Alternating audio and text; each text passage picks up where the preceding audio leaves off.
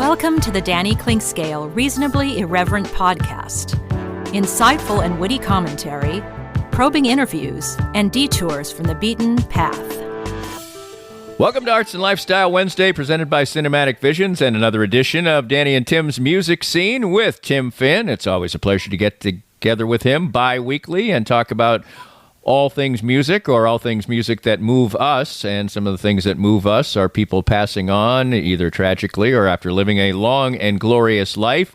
We've got a lot of information about some shows. We've got reflections on the Olympics opening ceremonies, which included a couple of iconic musicians. And we revisit Celine Dion again on this particular program, as she made a great return to singing, at least for one moment, at the Olympic ceremonies. The Olympic opening ceremonies and closing ceremonies, for that matter, aren't for me, but whatever.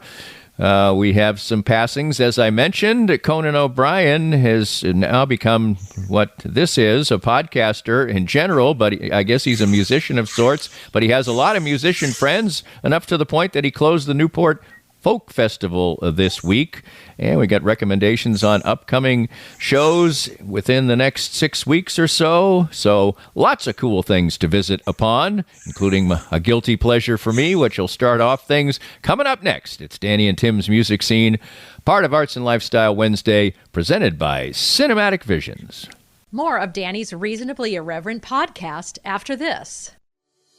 Cinematic Visions has been an affordable solution for professional media production in Kansas City since 2003, offering award-winning video production and creation, as well as a wide array of digital and social media management services. From planning, scripting, filming, editing, and post-production, to delivering your product to a watching world, Cinematic Visions will provide professional and affordable services for you and your business with the necessary return on investment to make it all worthwhile. Cinematic Visions' goal is to unlock the power of storytelling through video and a strong online presence for your company. Beyond the numbers, they want to inspire and evoke your clients to feel and act.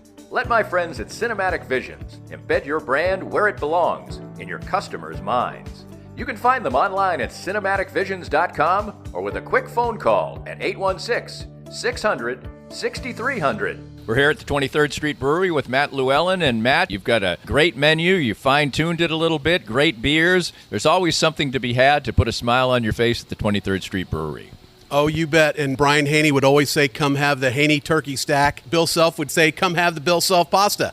I would say, come have the Bill Self pasta. It's great. Great mac and cheese, buffalo mac and cheese, and we've got a ton of other menu items that you're sure to love. We've got a great brewer who's brewing great beer, and if you like craft beer, our guy's the way to go.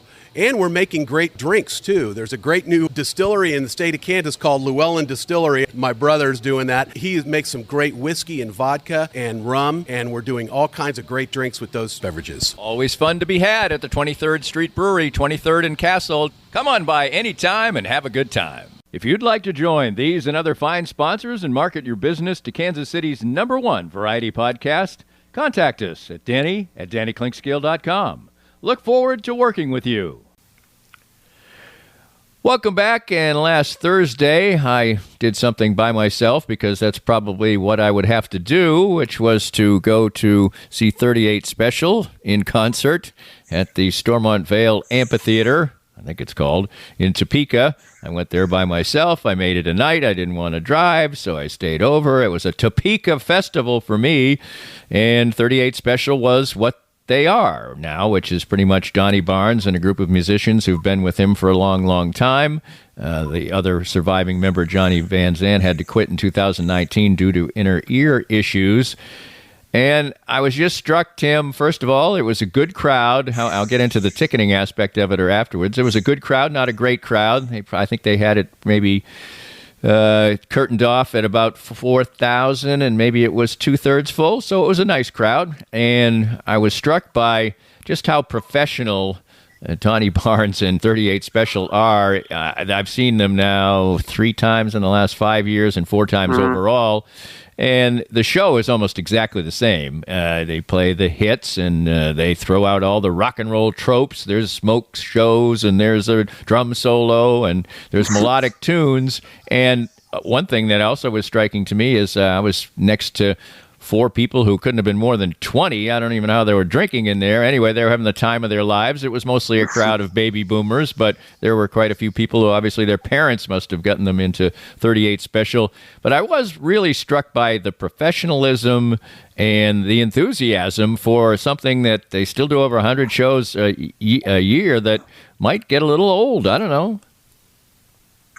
So there's so much going on there. It's I remember when that band came out. I was still in college, and just their heritage is so colorful.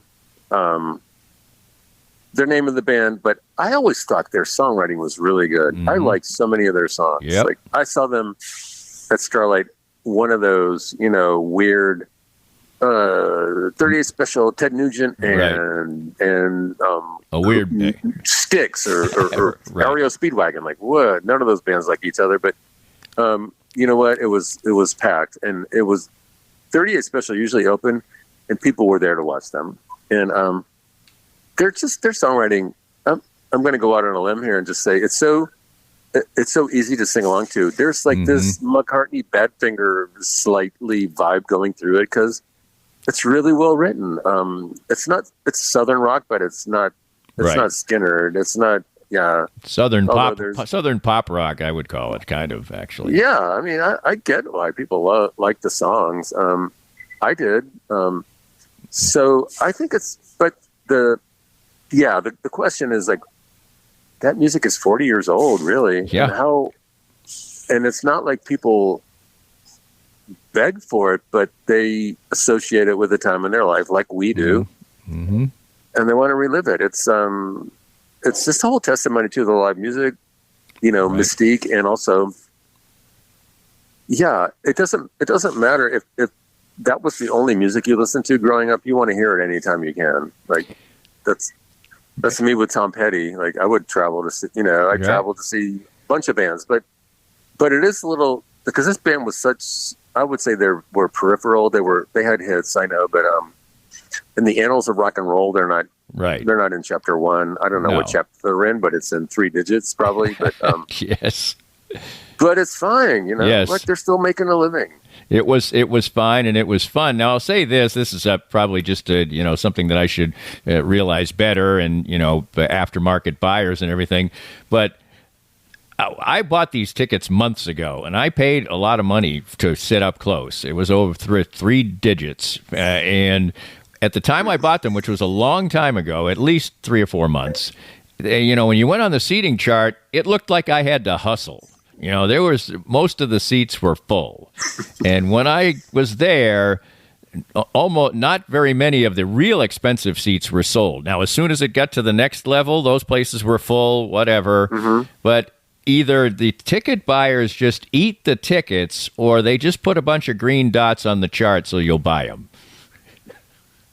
So were you happy with your seat?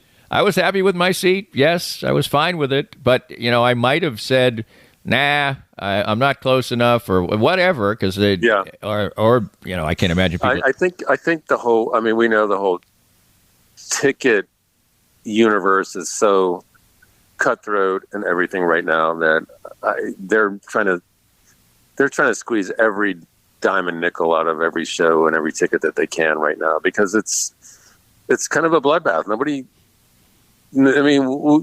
Shows are being moved from Sandstone to the Uptown because no one's buying any, right. We got to adjust. So I know that promoters and everyone who's been in this business for so long, and I know a couple who are like, I don't even know what the answer is anymore. So yeah, there's probably a lot of stuff going on. We know that the internet is telling people what seats are available and when they're available, and you're like, I'm just going to wait until they start, right.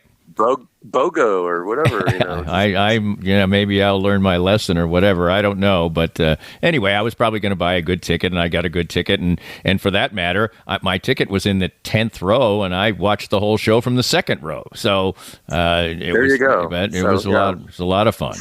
One show that I will miss, however, is tomorrow night. Life has gotten in the way. My wife's going to be out of town, blah, blah, blah. I bought the tickets a long time ago, or ticket. So I'm going to have to miss the Pretenders Pretenders at the Uptown. I would imagine that show is not sold out completely right now. I'm really sad that I am missing it. I have not seen the Pretenders. I've seen many, many times we've watched concerts and through the years, and even right up to this, a couple of years ago.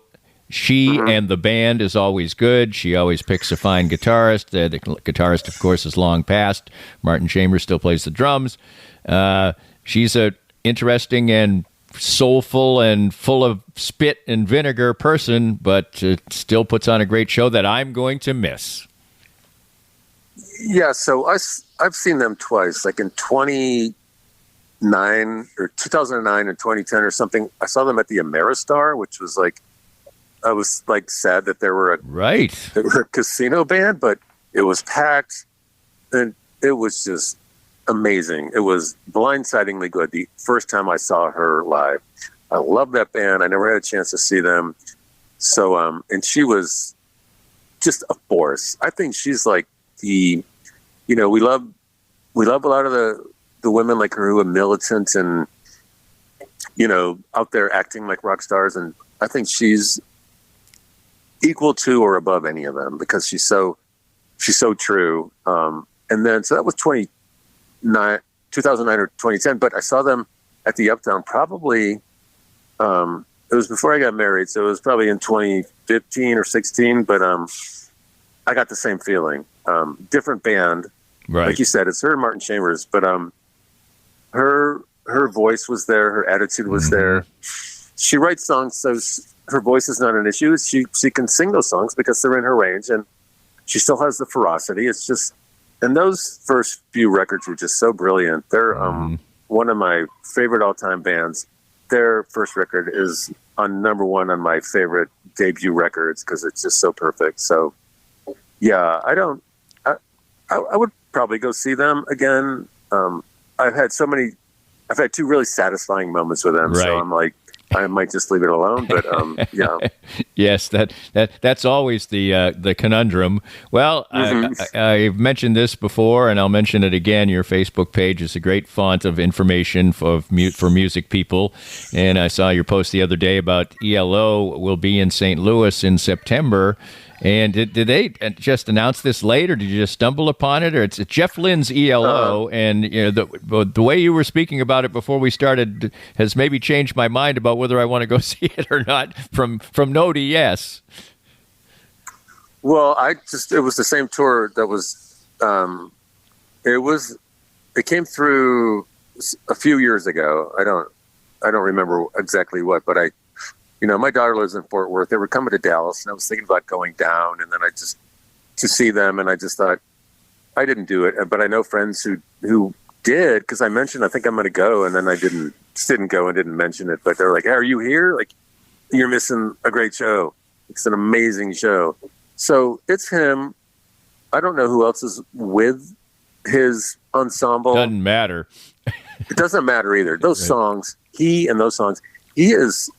I think, I had a little discussion with someone about him. Like, people don't realize how influential he has been. Like, if Paul McCartney's working with him, Tom Petty, just all the people who have gone to his service for production and ideas. And he's like maybe the seventh Beatle or something. Like, because he obviously adored them. They were his sustenance growing up, and I love that band so much. I hear them now with a different ear, because when I heard them at first, it was like, oh yeah, there's great music out all the time now.